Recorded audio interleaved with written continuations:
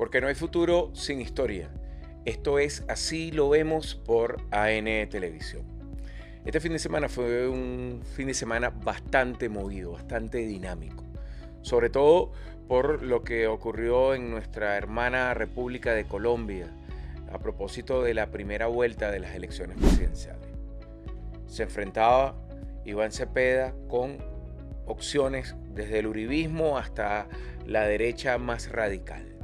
El resultado es un resultado que genera un espacio para la discusión, no solo por lo que pueda significar para Colombia, sino sobre todo para la región y la relación con Venezuela. Para eso hemos invitado a un gran amigo, a un luchador social que históricamente ha venido defendiendo los derechos de los colombianos y siendo una voz autorizada de los colombianos en Venezuela. Me refiero a mi tocayo y gran compañero Juan Carlos Thanos. Bienvenido, Juan Carlos, a este tu programa. Muchísimas gracias por la invitación. Siempre será agradable, un gusto compartir con usted y con los usuarios de este podcast. Así lo vemos. Así es. Mira, para entrar en materia de una vez. Bueno, el sábado tú y yo coincidíamos en un análisis previo a esto y no nos equivocamos. Corregimos el domingo. El domingo coincidíamos y no nos equivocamos en relación a esto. Pasan a segunda vuelta el compañero Iván Cepeda con un recorrido histórico sumamente interesante que refleja parte de esas presiones históricas que ha sufrido Colombia, la violencia política, el asesinato de su padre y los esfuerzos que en su recorrido ha tenido por la paz. Y en segundo término, Abelardo Espriella, que representa la derecha más radical y más extrema. ¿Cuál es tu lectura en torno a esto? ¿Qué observaciones tienes de la dinámica del proceso electoral que vivimos este domingo en relación al proceso electoral que se vivió cuando la elección de Gustavo Petro hace 4 años? Bueno, fíjate, el País Nacional votó el País Nacional en direccionamiento a dos grandes posturas. O sea, si bien habían 14 opciones, voto en blanco, menos 2, que terminaron sumándose a Iván Cepeda, quedaron 11. Esas 11 constituyeron dos grandes fuerzas, y eso está claramente evidenciado. Ya se había hecho el análisis respectivo de quienes podían pasar a la segunda vuelta. Pasó una fuerza de la extrema derecha fascista y una fuerza que viene buscando un consenso en la sociedad colombiana, producto de lo que se conoce. A esas dos fuerzas le votó una mayoría, que es el voto nacional, un país nacional, como lo expresaba Jorge Eliezer Gaitán, que incluyó a un país político que tiene en sus tradicionales la representación hoy en Abelardo Espriella, pero que venía lógicamente sumado en candidaturas como la de Paloma Valencia, que si bien era el uribismo, tenía unos sectores que tradicionalmente estuvieron comprometidos desde el primer gobierno de Uribe 2002 en adelante. Y ese país que le vota a la postura de yo quiero resolver las mejoras del país o quiero que vuelva el país a lo que teníamos en gobiernos de Duque, gobiernos de Santos y gobiernos de Uribe. Y esas dos corrientes son las que hoy van a disputar la segunda vuelta. Pero más allá de eso, los resultados son sumamente importantes. Lo decíamos, es la primera vez en la que no hay incidencia del conflicto armado para temas electorales, aunque, ojo, no hay incidencia del conflicto armado para temas electorales hacia los factores de izquierda. La derecha por primera vez tuvo que quedarse callada diciendo es que ganaron o van a ganar porque está la guerrilla en tal zona. No, cuando usted ve el panorama dice, ¿qué pasó aquí? Bogotá no tiene guerrilla. Y ganó Iván Cepeda con 1.700.000 votos sobre 1.500.000 de Abelardo, que es una propuesta fascista, totalmente fascista para esa sociedad. Pero en Medellín alcanzó el 25%, que es un territorio donde sí hay fuerzas como el Clan del Golfo y las autodefensas gaitanistas que impulsaron la relación y el gran negocio con Abelardo Espriella. Y ahí Cepeda saca 25%, Abelardo Espriella saca el 70%, que además son una fuerza importante por todo lo que representa Antioquia hacia el eje bananero, Urabá. Y dice uno, Norte Santander también es un fiel reflejo de ello. allí pierde Iván Cepeda. Iván Cepeda solo gana en 4 municipios muy pequeñitos de los 40. Entonces salió el conflicto de los resultados electorales. Pero el conflicto está inmerso en la sociedad colombiana. Sí, porque el nivel de polarización hoy está en quienes quieren la derecha con fascismo o quienes consideran que el ejercicio de una gobernanza distinto, incluyente, que favorezca en estos próximos 4 años a más colombianos. Ahora, un tema son resultados. El siguiente tema tiene que ver con las denuncias. O sea, son normales. En esto quiero, digamos, ser muy pragmático, Juan, que es importante. La historia de pragmatismo en Colombia nos obliga a sincerarnos de que vivimos un conflicto. Regularmente en las contiendas electorales se asesina. Extremadamente violenta en las contiendas. Llevamos 7 candidatos a la presidencia asesinados. Sí. Llevamos más de 200.000 asesinatos políticos en desarrollo de un conflicto. Y eso no nos va a evitar ir a los comicios electorales. Petro ganó en medio de una escalada violenta de la guerra, correcto, totalmente.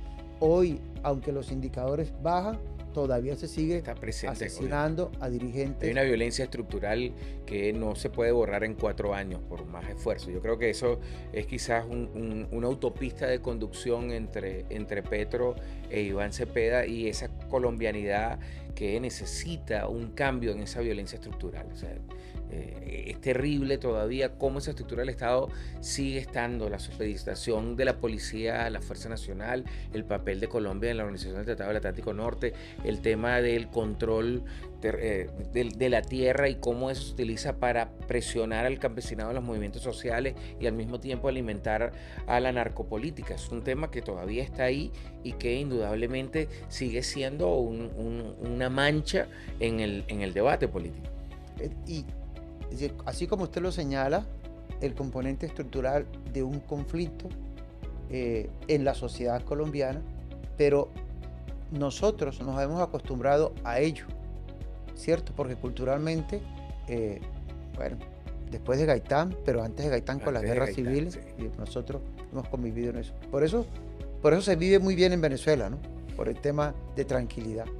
Y por eso creo que los 4,5 millones de colombianos, que me incluyen a mí, no nos hemos retirado del territorio, porque realmente hay otras condiciones. Entonces, en medio de esas circunstancias, uno encuentra que no hay confianza en el ente, en el árbitro, en la Registraduría Nacional del Estado Civil. Estamos reconociendo que hay un conflicto, pero ya ese conflicto no es que esté derrotado ni acabado, hay que resolverlo por otras vías, pero no impiden que la población se movilice. Se movilizó el 57.5%, nosotros pensábamos que podíamos pasar a entre 60 y 64%, una cifra interesante para nosotros, pero se consigue 57.7%, mucho más que la primera, mucho más que la anterior, pero además durante 35 años no teníamos 57.5%, eso es un elemento para mirar.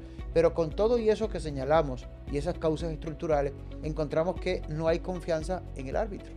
Entonces hay una gran denuncia que ha hecho el presidente de la República en función de cómo una empresa privada vinculada al Honduras Gate, vinculada a la contienda legislativa de Argentina, está contratada por la Registraduría Nacional del Estado Civil, controla el software que hace la lectura del formulario E14, que es el acta, el acta del escrutinio. Juan, yo quiero detenerme ahí porque para los venezolanos en general este tema es así como hablar de Galímedes. No, es cosa del pasado. Claro, ¿no? Sobre todo por la naturaleza del sistema electoral. Y yo quiero dirigir este comentario que tú tienes sobre una comparación. Porque fíjate, uno de los grandes problemas es la dinámica de la registraduría electoral en Colombia y lo que eso significa. En Venezuela en algún momento lo tuvimos. En Venezuela, antes de 1998, de cada 10 venezolanos con derecho a voto, solo 5 estaban inscritos en lo que se llama el registro electoral permanente.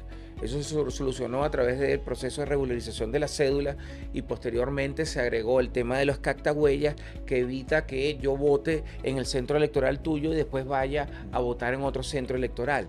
La registraduría en Colombia no tiene esas características, ¿no? Las denuncias en torno a cómo se distribuyen los denominados cuadernos electorales, donde se hace el registro, todo el tema de control del ejercicio del voto sigue siendo un gran problema. Y esto que tú estás diciendo, como una empresa privada que además tiene una perspectiva hacia América Latina en dinámicas en donde precisamente no ha habido transparencia, porque estamos hablando de Honduras, estamos hablando de Argentina, de la Argentina de Milei, hace sumamente más preocupante la situación en este sentido. Y lo otro, que también lo señalabas, y yo tengo que resaltarlo, es la postura firme del propio presidente Gustavo Petro el domingo al denunciar esto, ¿no? Son 800.000 nuevos votantes. Y esto tiene más importancia cuando vemos la diferencia entre Abelardo e Iván, ¿no? Agregados a última hora, sin ningún tipo de control, lo cual señala una intervención de los mecanismos electorales. Y esto lo contrasto con algo que a Venezuela se nos acusa. Cada vez que aquí ha habido elecciones, no, que el chavismo hace trampa, pero yo estaba desde el domingo revisando la prensa internacional a ver si encontraba a algún medio internacional haciendo una observación sobre la escasa transparencia del sistema electoral colombiano. Y no es sorpresa para mí, por supuesto, observar el absoluto silencio. Y esto es un problema de fondo, porque además va a otro elemento que tú señalabas al principio, que es el efecto y la trascendencia que tienen los movimientos de ultraderecha, de derecha radical en el mundo. Es decir, tenemos Abelardo lo ha señalado, su modelo es Bukele. Tenemos a Milei, tenemos a Bolsonaro y a su hijo, que en este momento se está presentando contra Lula. Obviamente tenemos al propio Uribe y a Abelardo ahí en Colombia, pero en Chile tenemos a Katz, ¿no? Y si nos vamos a Estados Unidos vemos a Trump, y si nos vamos a España vemos a Vox, si nos vamos a Francia vemos a Le Pen, si nos vamos a Ucrania vemos a Zelensky. Es decir, hay un fenómeno general de la ultraderecha, del ultrafascismo, como lo denomino yo, por cierto, en este texto que esta semana lo presentamos a bautizo, que es muy preocupante. Porque ¿qué tienen en común todos estos? Uno, utilizan la democracia liberal para atacarla y disminuir los derechos. Dos, anuncian que la criminalización de cualquier tipo de protesta. Yo estaba haciendo seguimiento desde hace unas 2 semanas a las declaraciones. El que vaya a protestar, está muy bien que vaya a protestar, pero si protesta y cierra, no solo que lo voy a detener, sino que lo voy a eliminar. Oye, asesinato selectivo. Eso es lo que hace Israel ante una protesta. Es lo que vemos en Estados Unidos, es lo que vemos en España. Es decir, es un fenómeno mundial lo que estamos viendo, que es muy preocupante porque implica una deshumanización, Juan. Y que este señor esté presentándose con aquel descaro, pero además yo debo señalarlo, y me imagino que tú también puedes ahondarlo, alguien que no hace vida en Colombia, pero no es como tu caso, que no haces vida en Colombia porque tuviste que salir del país ante las amenazas de asesinato, sino que no hacen vida en Colombia porque no se siente realmente colombiano, reniega de la colombianidad. Y ahora se presenta con un discurso sumamente ambiguo, agresivo, grotesco, grosero, al estilo de Milei y Bukele, señalando que va a borrar a la izquierda, que va a utilizar toda la fuerza del Estado, que a él no le tiembla el pulso, que no va a tener consideración con blancos, con indios, con negros, con quien sea, si se lo oponen. Oye, esto es recordar a Hitler y recordar a Mussolini en su pleno ascenso en la primera mitad del siglo XX. Y eso debe preocupar no solo a los colombianos, sino a toda la región. Creo que hoy, frente al triunfo, cuestionado no, pero digamos, que quería un poco redondear lo anterior, Juan, porque es muy importante. Es decir, hay un conflicto, hay unas dudas sobre la registraduría, pero hay una vocación de ganar vía electoral. El pueblo colombiano no tiene misiles, ni secuestra un 3 de enero, ni extorsiona.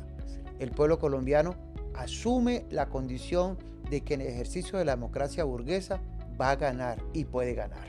Entonces, eso es un elemento importante porque cuando nos escuchan hablar de estos temas, alguna gente dice, ya perdimos, vamos a perder. No puede ser. No, hay una condición real, la objetividad está allí.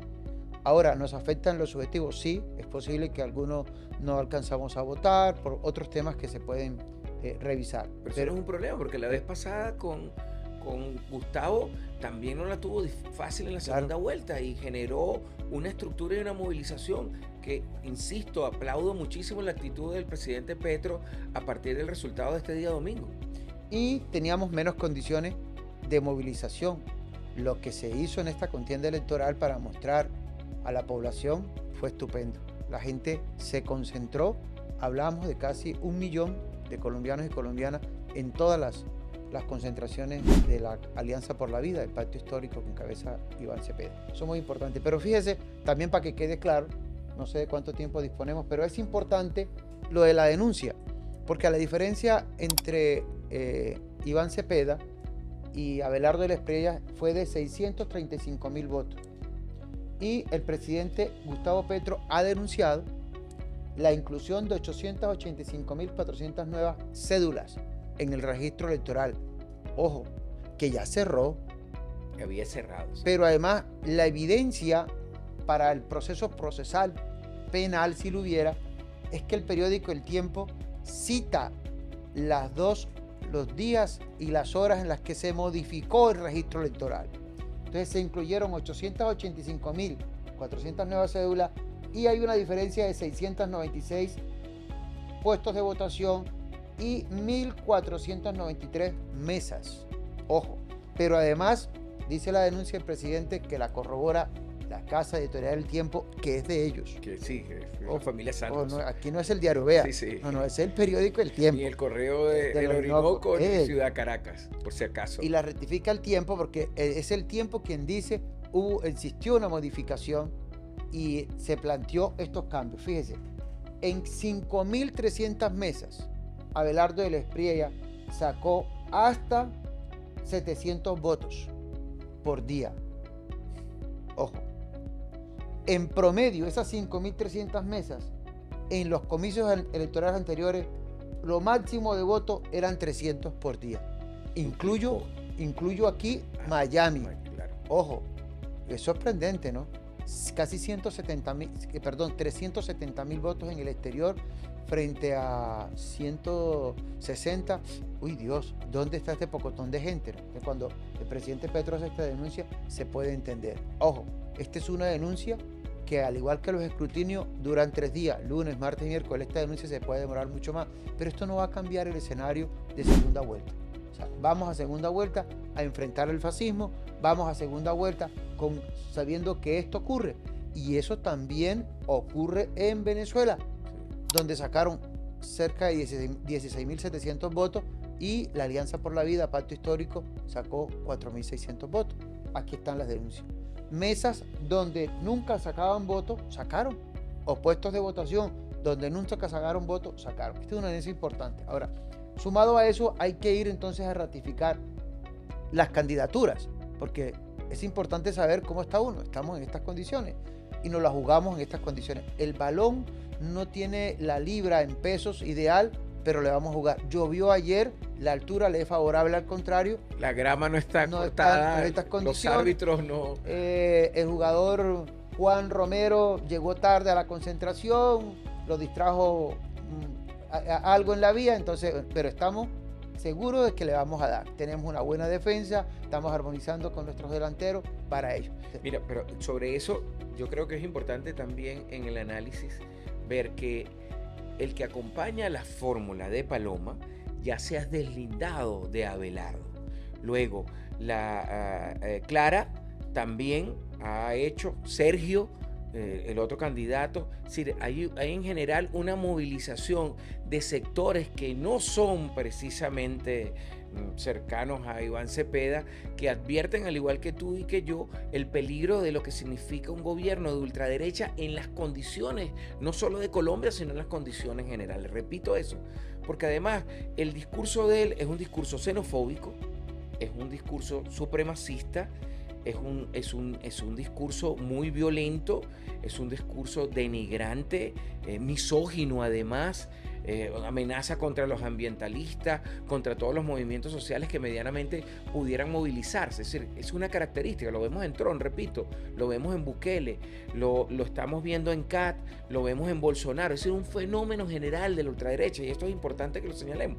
Por lo tanto, lo que yo he percibido como venezolano interesado en el tema de Colombia es una movilización de la opinión pública colombiana que no necesariamente tiene una raíz exclusivamente de movimientos de izquierda, sino es una sociedad pública en Colombia que advierte el peligro, que entiende el peligro de lo que esto significa, aunque haya salido de primero en esta primera vuelta con esa irregularidad. Entonces, creo que aquello de que la esperanza es un motor, ¿no?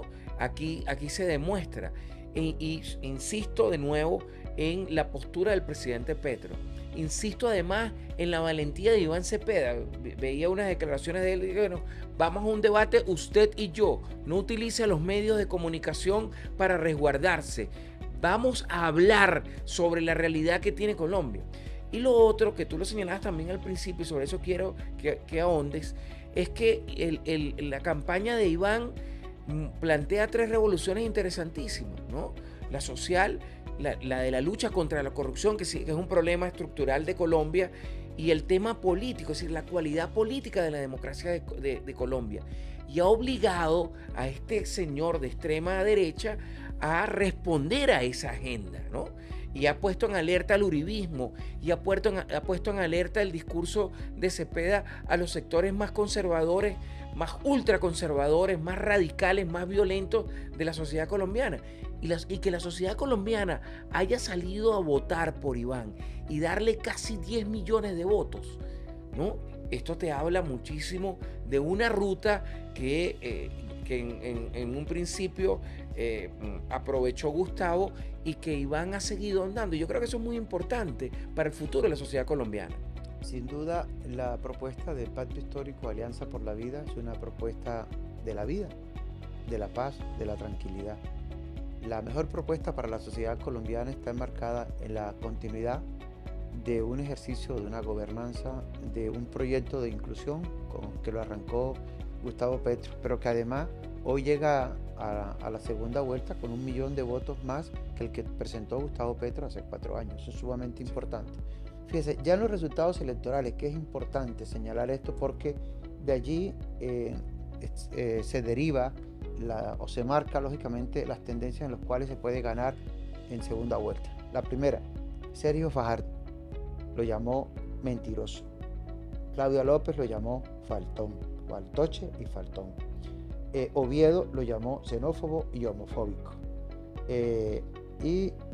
Roy lo llamó fascista, para no ponerle la palabra fascista en manos de Iván, que lo ha pronunciado. Pero los otros candidatos, antes de llegar a segunda vuelta, ya lo calificaban de mentiroso, de faltón, de faltoche, de xenófobo y homofóbico. Y yo quisiera ahí en particular marcar un poco, acentuar en la candidatura de Abelardo de la Espriella, porque cuando Oviedo, que no endosó sus votos a Salvación Nacional, que es el partido de Abelardo de la Espriella, o el que lo está avalando, Oviedo hizo la caracterización de que no se iría en la decisión de Paloma.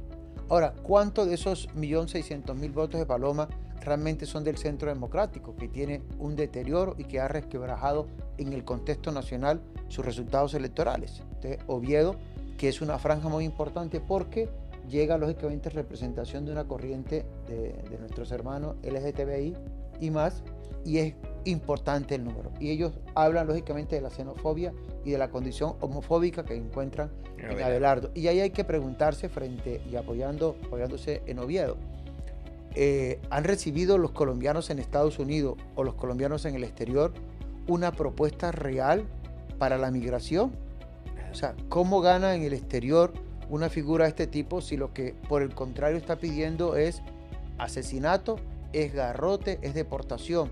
Ese es un elemento importante para tener claro, frente a todo lo contrario. El presidente Petro y Iván Cepeda han hablado de generar procesos de regularización en los Estados Unidos. Es decir, si hay un acuerdo comercial con los Estados Unidos y las relaciones permiten mirar cómo logramos negociar los procesos de regularización migratoria de los colombianos que están sin estatus migratorio reconocido en Estados Unidos. Hagámoslo vía administrativa, planteémonos un esquema para regularizar los primeros 100.000. Eso se ha planteado y lo ha planteado.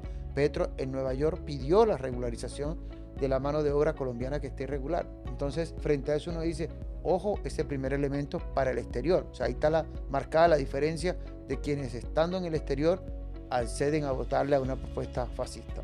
Ahora, Iván Cepeda sin duda es el candidato que tiene la paciencia, la capacidad para escribir sus discursos, para leerlos. Aunque bueno, a partir de los comentarios y las críticas, los he sentido más suelto desde el día 31 de mayo. Pero en esencia eso muestra la seriedad con la que te atiende a ti, con la que te habla a ti colombiano, porque el discurso está elaborado, no va a ser un grosero, no necesita acudir al sensacionalismo y a la agresión, para motivarlo. No es su naturaleza. Por el contrario, correcto, su condición como tal. Lo veíamos en un documental el día que asesinaron a su padre en Bogotá y cómo, digamos, mostraba parsimonia. Correcto. Y hablaba de la necesidad de la justicia, de la respuesta, no desde el odio, no de la rabia que uno pudiera esperar ante alguien afectado por la magnitud de la violencia política, ¿no? Y eso es un tema interesantísimo. Pero fíjate, eso que tú señalas de Cepeda, creo que pudiéramos proyectarlo hacia acá. Hablemos de la relación bilateral con Colombia, ¿no? Y Venezuela, que es un tema que nos une históricamente. Son 2.219 kilómetros. Es una actividad comercial de departamentos como el norte de Santander, como La Guajira, que tiene un vínculo tradicional desde antes de la creación de la Capitanía General de Venezuela en 1777 con la Capitanía General y que se ha mantenido. Tú lo sabes igual que yo. Uno pasea por Maracaibo, por Los Filúos, por Paraguaypoa, o se va a Casigua el Cubo, o se va a San Cristóbal o La Grita y ve una presencia de una colombianidad que se ha amalgamado, que está presente, que es parte de la cultura fronteriza y por lo tanto hay que pensar en cómo un posible resultado afecte esa relación. Porque además ha habido otra cosa interesante en esta campaña. Venezuela se ha constituido en los últimos años un tema de debate para la campaña electoral en Colombia. Y esta vez no ha estado tan centrado, aunque no ha sido abandonado el tema de la relación de Colombia, de la presidencia de Colombia con Venezuela. Pero cuando pensamos, por ejemplo, en iniciativas como la que nosotros, algunos legisladores con gobernadores fronterizos, estamos lanzando de zonas económicas especiales, de procesos de regularización del tránsito migratorio, del proceso de reconocimiento y regularización de los títulos de colombianos en Venezuela y de Venezuela en Colombia por el convenio Andrés Bello, o del tema de los aportes que la capacidad que tiene la educación universitaria venezolana le puede dar a los colombianos en fronteras, que como tú sabes es un tema prohibitivo acceder a estudios de posgrado, etcétera. Entonces uno dice, caramba, un resultado puede afectar indudablemente la vida en frontera y la relación entre Colombia y Venezuela. La mejor opción para los colombianos en Venezuela es Iván Cepeda y Aida Quilpué, de eso no hay duda. Y la mejor opción para el pueblo venezolano, hermano, además, que cada vez somos más los colombo-venezolanos, los binacionales somos cada vez más por los que se nos fueron a Colombia, por los que vinimos a Venezuela y hemos empezado a desarrollar proyectos de vida y nuestra familia ha crecido. Entonces, frente a eso hay que mirar frontera, Colombia y Venezuela. Esas fronteras son 620.000 kilómetros cuadrados, son más allá de los 2.219 kilómetros de línea que nos unen y que además han mostrado un crecimiento económico. Después de los 2.555 días de agonía que vivimos con el cierre de frontera, una frontera que se apertura a partir del 26 de septiembre del año 2022, refresca, mejora la economía. Colombia hoy crece económicamente y entra a trabajar un intercambio con Venezuela que puede llegar, cerrando el gobierno del presidente Petro, alcanzaría más o menos los 2.400 millones de dólares año. Eso es importante. Pero además de eso, la población... Muy lejos de los más de casi 10.000 millones sí, de dólares que hubo en algún momento. Sí. Que además, bueno, añoramos llegar allá. Lo que ocurre es que hoy la estructura planteada desde las zonas económicas especiales, la condición binacional, y las zonas de libre puerto que tiene planteado Colombia para allá en por lo menos Cúcuta y el resto de la región, son importantes afinar. Si Iván Cepeda gana, de seguro en la legislación colombiana vamos a tener a partir del 20 de julio ya la propuesta para que se apruebe el borrador que hay establecido con Venezuela de las zonas económicas especiales binacionales de paz, que tienen que profundizar ese hecho real, la paz, porque hoy la tranquilidad que ha alcanzado el compañero Freddy Bernal en Táchira la está añorando los 44 municipios de Norte de Santander, ¿no? Correcto. La dinámica que se tiene de convivencia en medio de las circunstancias. No niego que tengamos dificultades. En Apure son las que están añorando hoy los más de 320.000 habitantes en Arauca. Es una realidad que tenemos ahí. Entonces, en medio de eso, ganando con Iván El tema Cepeda. de la Guajira colombiana, venezolana también es muy dinámico. Sí, y digamos, hay otras particularidades. Ahí afortunadamente nuestros hermanos guayú ayudaron en el triunfo de Iván Cepeda, casi 170.000 votos, muy favorable en el departamento de La Guajira, además que se ganó en toda la región Caribe colombiana, muy importante eso, y gracias por esa anotación. Sin embargo, digamos, en el eje fronterizo yo veo una dinámica interesante, hay expectativa, la gente cree que se van a ir por el camino que es, que los acuerdos que se han establecido, pues las relaciones que se tienen de respeto mutuo con las diferencias que son normales además, y con lo que se nos va a presentar a futuro, la gente considera que vamos por el camino correcto, y una iniciativa donde gane Iván Cepeda será fundamental, estructurar. Ahora, ¿cómo mejoramos? Y ahí quiero hacer énfasis en el próximo 15 de junio, donde los colombianos en Venezuela debemos salir a votar. Ganando Cepeda, nos corresponde mejorar la propuesta del bono pensional que Petro ha conseguido para 3 millones de hermanos y hermanas de la tercera edad a partir de los 68 años. Nosotros estamos planteando que ese bono baje a los 62 años, que es la edad de pensión en Colombia, pero que además se extienda al exterior, porque aquí toca pasar a Colombia, registrar y hacer los procedimientos allá. Nosotros estamos planteando, y eso se ha comprometido Iván, a que en el esquema pensional se traslada al exterior. Ahora, al exterior, no pensando que quienes vivimos afuera vivimos súper bien, por el contrario, entender que quienes nos fuimos para Ecuador, para Perú y para Venezuela es la población más pobre de los pobres de Colombia. Tradicionalmente ha sido así, mucho más barato salir de Montería o del departamento de Córdoba para Caracas que ir de Córdoba a Bogotá, porque es mucho más barato venir a la frontera a trabajar justamente, y por eso se creció a lo largo de la historia Zulia y Maracaibo, ¿no? Mucho más barato pasar a trabajar acá. Entonces yo creo muy importante, reafirmando que a partir del próximo 15 de junio inicia la semana electoral, hay que votar, y ahí está planteado el esquema. Vamos a prolongar con un gobierno que incluye a la tercera edad, a nuestros hermanos y hermanas, con el bono pensional, un instrumento además negado por el Centro Democrático, negado por Cambio Radical, quienes hoy apoyan a Abelardo de la Espriella en el Atlántico, donde ganó afortunadamente Iván Cepeda, fueron los que negaron en el Congreso el bono pensional, negaron la reforma laboral, pensional y la de salud con todos los elementos que necesitábamos. Entonces yo creo que es importante pensar en eso. Para las víctimas del conflicto creo que es fundamental, y está planteado, que la indemnización, Colombia es un país de víctimas, de desplazados, además en su condición de afro, condición de indígena. Tiene una población de víctimas que supera los 8 millones de colombianos y colombianas. Estamos planteando que la compensación administrativa que está planteada en la ley se establezca a partir de los 62 y no de los 68 con enfermedades catastróficas. No, queremos que sea a los 62, y eso es un esquema, eso se ha discutido y está dentro del esquema que plantea Iván Cepeda. Dentro de la propuesta que ustedes le han hecho a Iván. Iván Cepeda, entonces Iván dice, magnífico, trabajemos eso. Por eso es importante que esta población, nuestros hermanos colombianos y colombianas, 179.000 que estamos inscritos aquí, nos preparemos a derrotar el fascismo a partir del próximo 15 de junio. Ahí están los elementos, ojo, elementos que nos tocan, ¿no? A la tercera edad, a las víctimas del conflicto, pero hablemos en lo general, en términos de lo económico. Las zonas económicas especiales en los próximos 2 años entrarían a definir los primeros 40.000 puestos de trabajo.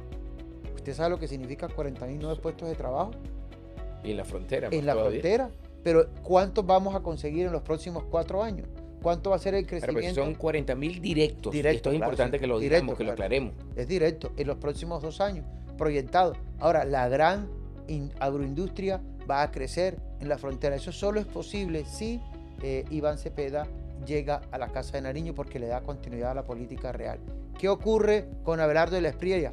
Es el negatismo, el de la negación, el que cree además que el Estado se tiene que reducir. Y ahí, ojo, con los empleados públicos que votaron por Abelardo de la Espriella, 170.000 empleos se reducen en la administración pública con la llegada de Abelardo de la Espriella. Ha amenazado con reducir el Recoge Estado el más Estado, del 40%. Claramente, voy a reducir el Estado un 40%. Recoge el Estado, pero además genera la ampliación de la red paramilitarización de la sociedad colombiana.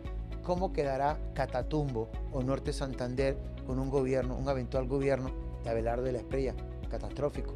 Había que prepararse entonces para buscar generar campamentos para refugiados. El Putumayo, el sur físico del país, ¿no?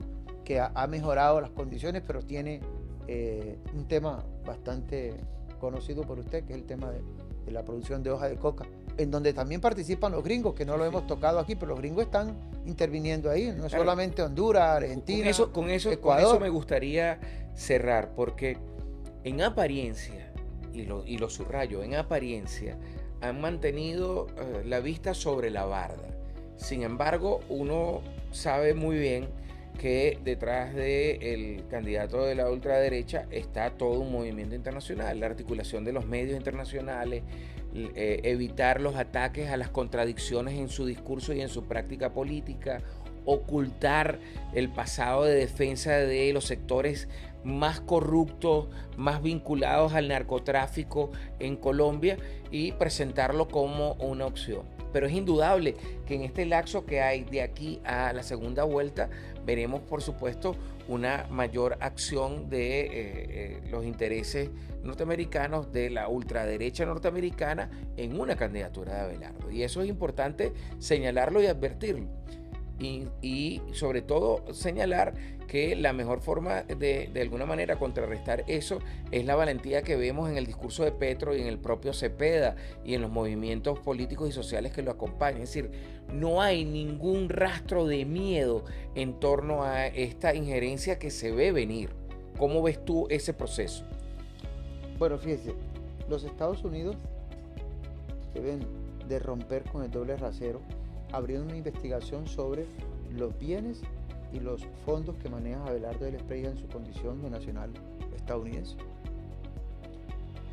De los 32.000 millones de dólares que ha declarado para la campaña, ha gastado 26.000 millones. Es la candidatura que más dinero ha costado. Esos dineros vienen de corrupción, vienen de narcotráfico, del paramilitarismo.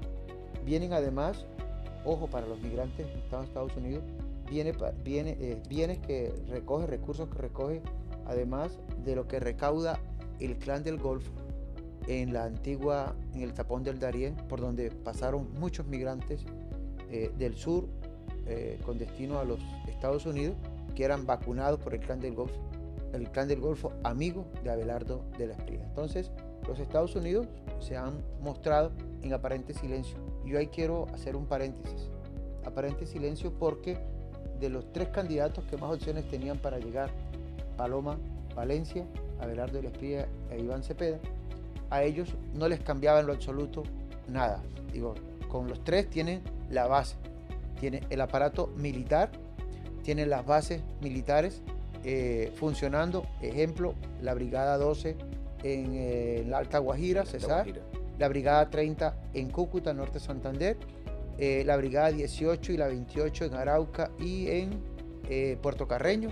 Entonces, esas 4 brigadas no les va a cambiar, los tienen como base. ¿Por qué? En principio uno podría decir por qué Petro los mantiene allí, porque hay un acuerdo de Estado ya firmado y ahí se ha hecho énfasis en el respeto justamente del derecho. Para poder exigirlo, pues toca respetarlo y ellos lo tienen consumado. Pero además, todo el andamiaje que tienen los Estados Unidos sobre la vida militar colombiana están siendo respetados. Ellos tienen la base para sostenerse, es decir, todo lo que hacen hacia el sur y hacia el centro desde Colombia lo mantienen con el status quo de hoy. Pero quisieran mejoras, esas mejoras se las puede establecer solo Abelardo de la Espriella, que le va a incorporar un elemento que lo Perdona que te ataque, además que son mejoras para los intereses sí, claro, los intereses de ¿no? los Estados Mejoras Unidos. para los colombianos. Estoy hablando de los Estados Claro. Unidos, ¿no? Mejora sus condiciones. ¿Por qué? Porque es un tipo que nunca ha trabajado en la administración pública, no conoce, no tiene vocación de servicio.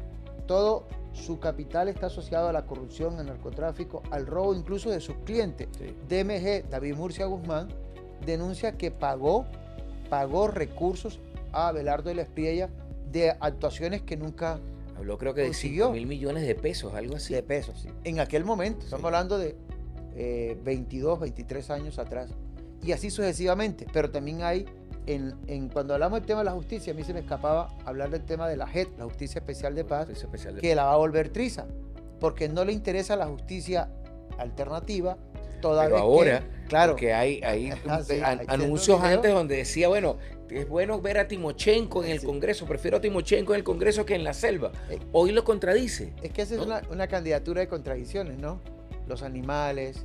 El tema de sus creencias, porque, por ejemplo, yo reconozco abiertamente que soy ateo y te aseguro que no vas a ver en mi recorrido decir, "Oh, soy ateo gracias a Dios". No, y no, no no. te limita el diálogo con quienes tienen creencias, ¿no? Él en algún momento lo limitó justamente a esa condición. Hoy tiene grandes acuerdos con las iglesias, Evangélico. correcto. Ahora, para algunas iglesias yo les he escuchado el discurso y haberlo convertido, pasado de ateo a creyente, para ellos es un logro, ¿cierto? Entonces, bueno, ojalá se les mantenga esa condición que se les va a acabar muy pronto, porque sin duda con los Estados Unidos no va a tener posibilidad en lo absoluto de hacer nada, será dominio total. Y hay un tema importante que lo quería citar, es el tema de los jóvenes reservistas del ejército de Colombia, que van a morir a Ucrania y a Medio Oriente, que los contratan con empresas de vigilancia.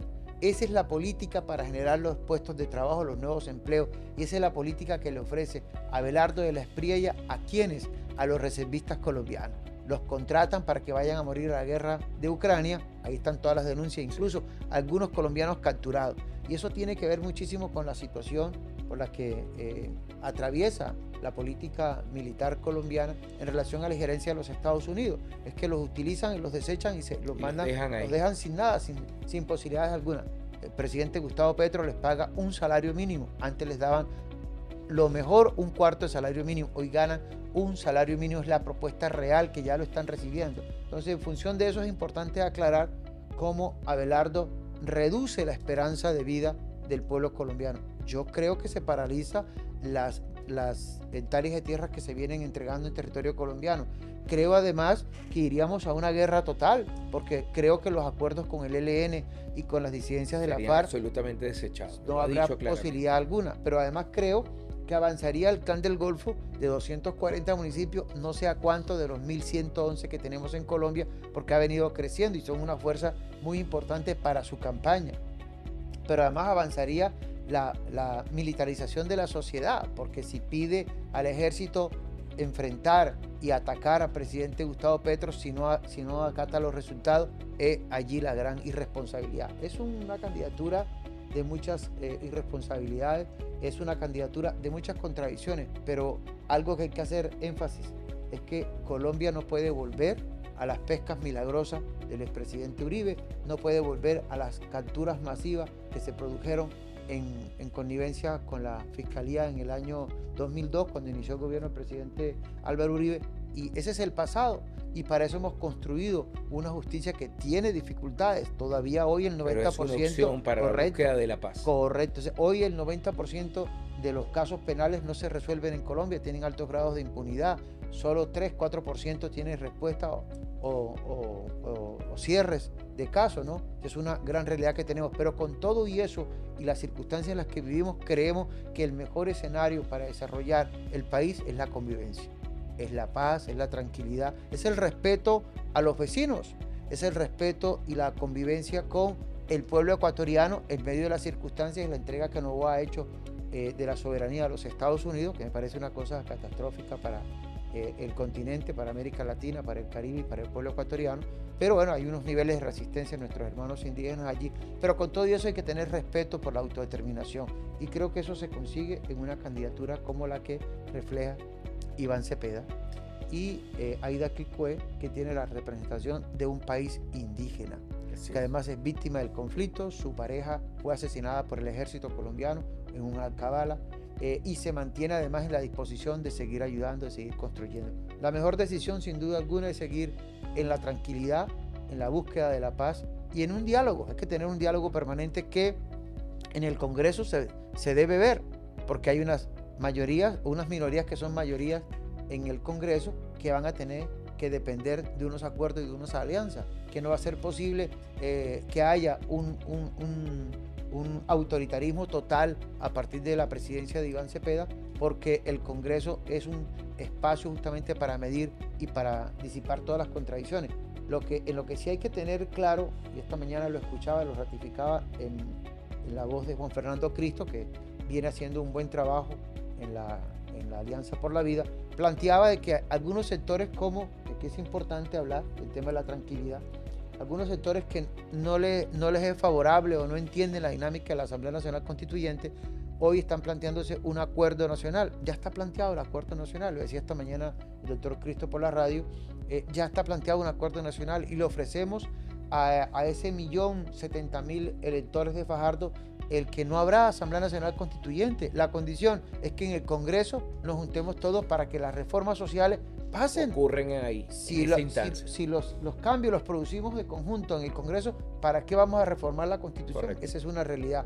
Igual ocurre con los otros votantes de Claudia López, que aquí también los encontramos en el territorio venezolano, que claman porque haya más estado de convivencia. Bueno, hay un estado de convivencia, que además reclaman el reconocimiento a las minorías. Está la ley de minorías con las dificultades. Y la defensa de la diversidad sexual, el movimiento LGTB+. El derecho a la vida. Correcto. Digamos que es fundamental. Bien, Juan Carlos, te quiero agradecer profundamente que hayas compartido con nosotros. Este espacio en la Asamblea Nacional es un espacio para la reflexión, para el diálogo, y para nosotros es un verdadero gusto que tu voz, que es la voz de los colombianos que viven en Venezuela, pueda llegar a cada rincón de este país, que siempre lo recibirá con todo el cariño. Esto fue Así lo vemos, con nuestro amigo y hermano Juan Carlos Thanos, hablando de los resultados en la primera vuelta de las elecciones presidenciales en Colombia. Nos seguimos viendo.